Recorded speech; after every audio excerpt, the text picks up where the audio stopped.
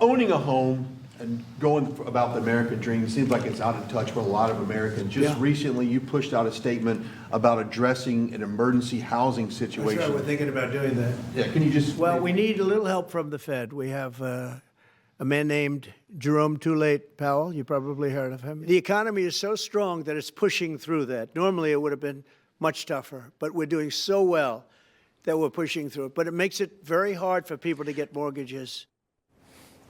President Trump considering declaring a housing emergency, the first such declaration since the Great Recession. It may give him more tools to address costs associated with housing, but it also can play right into the hands of the left. Now, look, the president is right to reach out to younger voters with an affordability pitch that speaks to their desire to have lifestyles in line, if not better than their parents' generation. Home ownership remains a genuine marker of success in this country, as was recently pointed out in a column by conservative activist Charlie Kirk. Young Americans are clearly struggling to buy their first home. Republicans must make it clear, however, that certain interventions in the housing market are acceptable and others can be downright dangerous. Advocating for so-called affordable housing has been a long-standing tactic of Democrats and a critical component of their political calculus. Force more high-density housing into suburban communities to win more elections. It's the reason Democrats have been trying to strip zoning authority from local municipalities for years and taking them to court over alleged housing discrimination. New coalitions of AstroTurf groups pop up all the time, urging suburban communities and state governments to make so-called affordable housing a priority.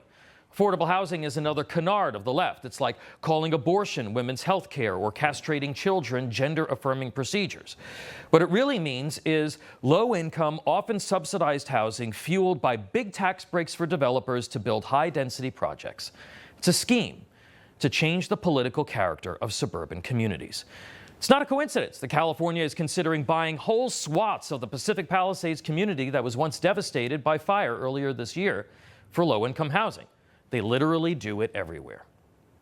Conservatives should pay very close attention to their planning boards these days. Attempts by Obama and Biden to regulate zoning on a national level failed. Now Republicans are increasingly doing their bidding. In Texas, grassroots groups claim that the state has a deficit of 300,000 housing units. As a result, the Republican-controlled legislature there just stripped local municipalities of key zoning codes so that they could spur an explosion in development. In North Carolina, where Republicans control both houses of the General Assembly, lawmakers just stripped the ability of local communities to downzone properties. Other bills in North Carolina, one of them is called the Parking Lot Reform and Modernization Act. It contemplates removing mandatory minimums for parking spaces for development statewide.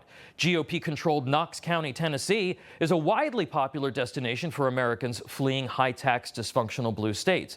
Their activists are calling for 10,000 new residential units in the name of affordability. So the leafy suburbs of Knoxville are now seeing dozens and dozens of new residential developments, including rentals and multi-story apartment buildings. In Beaufort, South Carolina, where housing activists are also claiming a deficit of 10,000 units, local columnist Eric Hartman, a New York escapee, recently wrote a brilliant piece about overdevelopment there, calling throwing warm bodies at communities lazy economics, dressed up as glossy PowerPoints and a false patina of inevitability. Republicans beware. No locality that has increased its density has become more conservative and less liberal, nor has it become more affordable for homeowners. The left understands this very, very well. People are expensive. It is a fact that property tax receipts from condos and apartments and even single-family homes built an arm's length from each other do not remotely foot the bill for their fiscal impact. That means that taxes in these areas inevitably go up. Cops, schools, teachers, roads, firefighters, parks, it all requires tax money. The average school building today costs more than $50 million to build. Now, housing moratoriums are not the answer either. Communities need to grow. They need to grow smartly, though, not lurch wildly toward the future due to political pressure, activism, or demand forces. States and municipalities should emphasize promoting their communities for economic development to increase the tax base rather than dubiously affordable housing that ultimately leads to higher property taxes. So what should the president and real Republican leaders really do about the cost of housing? First, continue to push for lower interest rates like the president is trying to do, and programs that provide generous tax incentives for first-time home buyers buying starter homes, not McMansions, that reduce a home buyer's federal income tax liability. In every city where high density should be built, there are underutilized and abandoned properties that must be prioritized for redevelopment. Colleges and universities are bilking students and putting millions into debt for degrees they don't really need and oftentimes don't use. Doing something about that would increase financial security for younger Americans. Federal and state lawmakers must also continue to advance policies that allow young people to save more for down payments for first homes tax-free. Streamlining the process of buying a home and closing cost assistance for those with good credit make a heck of a lot more sense than allowing developers to go hog wild on the suburbs. Leadership requires appreciation of threats to the quality of life and the courage to resist being cowed by special interests intent on fundamentally changing communities. It should be painfully obvious to elected officials in Washington and real Republicans all across the country that unsustainable growth is not a path to affordability. It is a direct threat to it and the political stability that in many places has ensured communities are desirable. Don't fall into the trap. Information.